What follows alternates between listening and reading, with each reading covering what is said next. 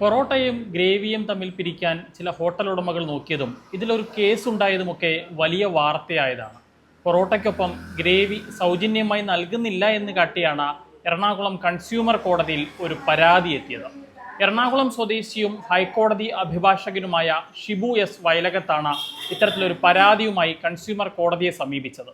എന്നാൽ അന്ന് ഹോട്ടൽ ഉടമകൾക്ക് അനുകൂലമായ ഒരു വിധിയാണ് എറണാകുളം ഉപഭോക്തൃ തർക്ക പരിഹാര കമ്മീഷന്റെ ഭാഗത്തു നിന്നും ഉണ്ടായത്. ഇത്തരത്തിൽ പൊറോട്ടയ്ക്കൊപ്പം ഗ്രേവി സൗജന്യമായി നൽകേണ്ട ബാധ്യത ഹോട്ടൽ ഉടമകൾക്കില്ല എന്നുള്ളതായിരുന്നു അന്നത്തെ വിധി. ഈ സംഭവത്തിൽ ഈ പരാതിക്കാരൻ സംസ്ഥാന ഉപഭോക്തൃ തർക്ക പരിഹാര കമ്മീഷന് മുൻപാകെ ഒരു അപ്പീലുമായി പോവുകയായിരുന്നു. അതിൽ ഇപ്പോൾ മറ്റൊരു വിധി ഉണ്ടായിരിക്കുകയാണ്. ഈ കേസ് വീണ്ടും പരിഗണിക്കാൻ ഇപ്പോൾ സംസ്ഥാന ഉപഭോക്തൃ തർക്ക പരിഹാര കമ്മീഷൻ എറണാകുളം കൺസ്യൂമർ കോടതിയോട് നിർദ്ദേശിച്ചിരിക്കുകയാണ്. എന്താണെങ്കിലും പൊറോട്ട ഗ്രേവി കേസ് അത്ര ചെറിയ കേസല്ല എന്ന് വീണ്ടും തെളിയുകയാണ്.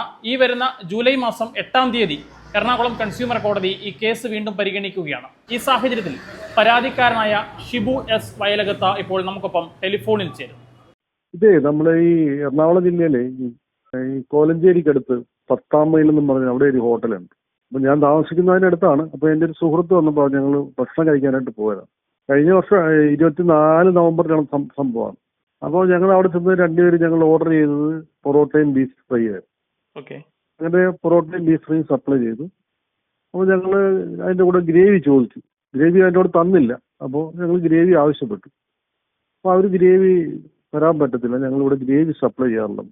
അപ്പോൾ വെയിറ്റർ അങ്ങനെ പറഞ്ഞു. അപ്പോൾ ഞാൻ മാനേജരെ പോയി എഴുന്നേറ്റ് പോയി കണ്ടു, അദ്ദേഹത്തോട് പറഞ്ഞു. അപ്പോൾ അദ്ദേഹം പറഞ്ഞു ഞങ്ങൾ അങ്ങനെ ഗ്രേവി കൊടുക്കാറില്ല, ഞങ്ങളുടെ പോളിസി അല്ല. അപ്പോൾ ഞാൻ പറഞ്ഞു നിങ്ങളുടെ ഓണറുടെ നമ്പർ തരാമെന്ന്. നമ്പർ വന്നു, ഞാൻ അദ്ദേഹത്തെ വിളിച്ചു. അദ്ദേഹത്തെ കോൺടാക്ട് ചെയ്തപ്പോൾ അദ്ദേഹം ഇത് തന്നെയാണ് പറഞ്ഞത്. പൊറോട്ട മാത്രമല്ല, പൊറോട്ടയും ബീഫ് ഫ്രൈയും വാങ്ങിയതാണ്. അതെ അതെ അതെ അതെ പൊറോട്ടയോടൊപ്പം ബീഫ് ഫ്രൈയും കൂടെ വാങ്ങി. ഇപ്പൊ രണ്ട് ഡ്രൈ ആയിട്ടുള്ള രണ്ട് ഫുഡാണല്ലോ. അപ്പൊ ഇത് കഴിക്കണമെങ്കിൽ ഒരു ഗ്രേവി എന്തെങ്കിലും വേണമല്ലോ. അതെ, അതുകൊണ്ടാണ് ഗ്രേവി ചോദിച്ചത്. അവർ പറയുന്നത് വെച്ച് കഴിഞ്ഞാൽ നിങ്ങൾക്ക് ഗ്രേവി വേണമെന്നുണ്ടെങ്കിൽ ഗ്രേവി ഉള്ള ഒരുപാട് കറികളുണ്ട് ഇവിടെ. ചിക്കൻ കറിയുണ്ട്, ബീഫ് കറിയുണ്ട്, മട്ടൻ കറിയുണ്ട്, അല്ലെങ്കിൽ ഫിഷ് കറിയുണ്ട്. അങ്ങനെ എന്തെങ്കിലും ഒരു കറിയും കൂടെ വേണം. അപ്പൊ നമ്മൾ 2 പൊറോട്ട വാങ്ങാൻ ഒരു ബീഫ് ഫ്രൈ വാങ്ങിക്കുന്നതിന് അഡീഷണൽ ആയിട്ട് നമ്മൾ ഇതും കൂടെ വാങ്ങണമെന്നാണ് അവർ പറയുന്നത്. അവർക്ക് കൂടുതൽ ബിസിനസ് എന്നുള്ളതാണ് അവരുടെ ലക്ഷ്യം. ഓക്കെ. ഇപ്പൊ നമ്മൾ ഈ 2 പൊറോട്ട വാങ്ങിക്കാൻ എങ്ങനെ 2 കറി വാങ്ങിക്കാൻ പറ്റും? സാധാരണപ്പെട്ട ഏതൊരു മനുഷ്യനും ഇത് കഴിക്കുന്നതിന് ഒരു അളവില്ലേ? അപ്പൊ അതുകൊണ്ട് അത് സാധിക്കുന്ന ഒരു കാര്യമല്ല, അത് തെറ്റാണെന്നാണ് നമ്മുടെ. അങ്ങനെയാണ് ഈ ഉപഭോക്തൃ കമ്മീഷനിൽ ഞാൻ ജില്ലാ ഉപഭോക്തൃ കമ്മീഷനിൽ ഒരു പരാതി കൊടുത്തു. ആ ജില്ലാ ഉപഭോക്തൃ കമ്മീഷനെ പരാതി തള്ളി. ഇത് നിയമപരമായി നിലനിൽക്കുന്നില്ല എന്നും പറഞ്ഞിട്ടാണ് തള്ളിയത്. ഞാനപ്പോൾ സംസ്ഥാന ഉപഭോക്തൃ കമ്മീഷനിൽ അതിന്റെ അപ്പീൽ കൊടുത്തു. അപ്പോൾ സംസ്ഥാന ഉപഭോക്തൃ കമ്മീഷൻ ആ അപ്പീൽ പരിഗണിച്ചപ്പോൾ അത് പറഞ്ഞു ഇതിന്റെ പ്രൊസീജിയർ ഒന്നും പൂർത്തിയാക്കാതാണ് ഈ കേസ് തള്ളിയത്. അതിന്റെ പ്രൊസീജിയർ സാധാരണ നമ്മളൊരു കേസ് വന്നാൽ അത് ഫയലിൽ സ്വീകരിച്ച് 2 കൂട്ടർക്കും നോട്ടീസൊക്കെ അയക്കുക, അവരുടെ പറയാനുള്ള ഭാഗങ്ങൾ കേൾക്കുക, 2 കൂട്ടരുടെയും തെളിവുകൾ എന്തൊക്കെയാണ് അവർ ഹാജരാക്കുന്നത്, അതൊക്കെ പരിശോധിച്ചാണ് ഒരു തീരുമാനത്തിലെത്തേണ്ടത്. അത്തരത്തിലുള്ള നടപടിക്രമങ്ങളൊന്നും പാലിച്ചിട്ടില്ല. ഇത് ഞാൻ കേസ് ഫയൽ ചെയ്തിട്ട് ആ കേസ് നിയമപരമായി നിൽക്കുന്നതല്ല എന്ന് പറഞ്ഞിട്ട് ഉടനെ തന്നെ തള്ളിക്കളയാനുണ്ട് എറണാകുളം ഉപഭോക്തൃ തർക്ക പരിഹാര കമ്മീഷൻ. അതെ അതെ അതെ.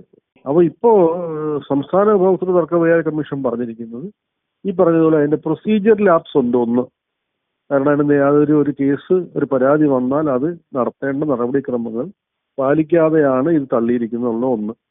2, ഈ ഉപഭോക്തൃ കമ്മീഷനുകളെല്ലാം സംസ്ഥാനത്തേതും ജില്ലയുടേതും പിന്നെ നാഷണലുമായിട്ടുള്ള കമ്മീഷനൊക്കെ രൂപീകരിച്ചിരിക്കുന്നത് ഉപഭോക്താക്കളെ സഹായിക്കാൻ വേണ്ടിയിട്ടാണ്. അപ്പൊ അങ്ങനെ ഒരു സമീപനം അല്ല ഈ വിധി നടപ്പാക്കുന്നതിൽ എറണാകുളം ഡിസ്ട്രിക്ട് കമ്മീഷനിൽ നിന്ന് ഉണ്ടായത് എന്നുള്ളൊരു നിരീക്ഷണം കൂടി ഈ സംസ്ഥാന ഉപഭോക്തൃ കമ്മീഷന്റെ വിധിയിൽ പറയുന്നു.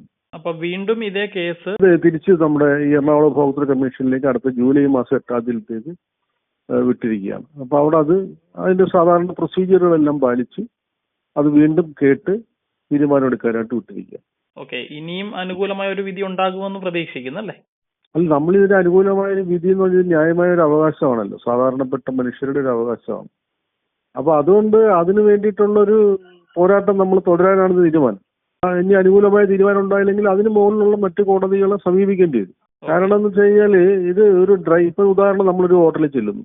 അപ്പൊ അവിടെ ചെല്ലുമ്പോൾ നമ്മൾ ഇഡ്ഡലി അല്ലെങ്കിൽ ദോശ, നമുക്ക് ദോശ ഇഡ്ഡലി എന്താ വേണമെന്ന് ചോദിച്ചു. അപ്പൊ ദോശ ഇഡ്ഡലി ചോദിക്കുന്നെങ്കിൽ ഈ ദോശയുടെ കൂടെ സാമ്പാറും തരും, ചമ്മന്തിയും തരും, ഇഡ്ഡലിയോടും തരും. ചില ഹോട്ടലുകളിൽ കുറച്ചുകൂടെ വലിയ സെറ്റപ്പ് ആയിട്ടുള്ള ഹോട്ടലാണെന്നുണ്ടെങ്കിൽ ഒരു 3-4 തരത്തിലുള്ള ചമ്മന്തി കാണും അതിനകത്ത്.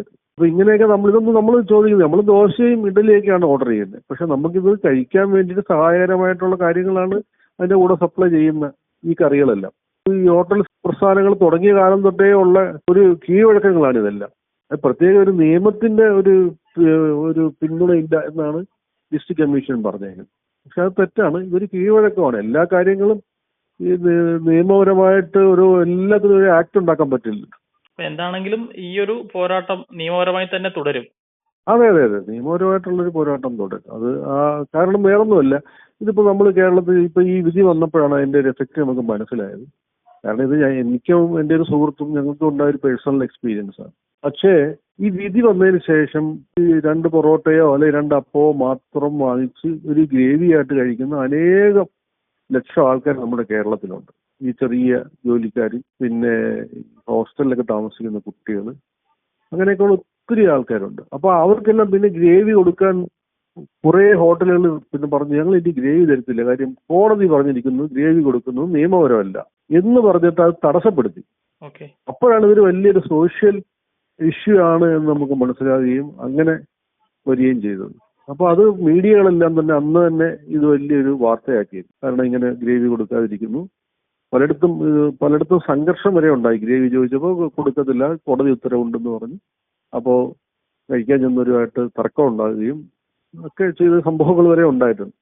അപ്പൊ അതൊരു സോഷ്യൽ ഇഷ്യൂ കൂടാണ്. ഒരുപാട് ആൾക്കാർ ഈ ഗ്രേവിയെ മാത്രം ഡിപ്പെൻഡ് ചെയ്ത് ഭക്ഷണം കഴിക്കുന്ന ഒത്തിരി പേര് നമ്മുടെ നാട്ടിലുണ്ട്. സാധാരണക്കാരായ ആളുകളെ ബാധിക്കുന്ന വിഷയമാണ്.